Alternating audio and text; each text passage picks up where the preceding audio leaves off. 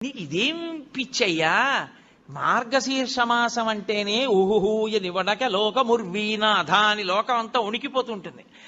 అంత ఉనికిపోయే సమయంలో తెల్లవారుజామున 3:30-4 మధ్యలో ఎవడైనా నెత్తి మీద అన్ని కడవల నీళ్లు పోసుకుంటాడా? ఎందుకు అన్ని చన్నీళ్లు పోసుకుంటావు అంటే, ఒక చమత్కారంగా ఒక గడుసు కవి దానికి ఒక పెద్ద అర్థం చెప్పాడు. ఎందుకలా ఆయన ఆర్ద్రాభిషేకం చేసుకుంటాడు అన్నదానికి.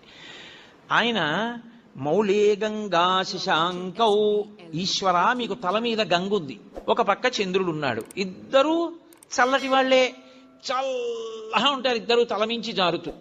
పోన్లే తలమించి జారుతూ చల్లగా ఉన్నా ఏదో కింద వెచ్చగా ఉంటుంది ఒళ్ళు అనుకుందామా. పార్శ్వే వామే దయార్ద్ర హిమగిరి దుహిత, ఎడం చేతి పక్కన ఎప్పుడు లోకాల పట్ల దయ చూపించడంలో చల్లని తల్లి, పైగా హిమగిరి దుహిత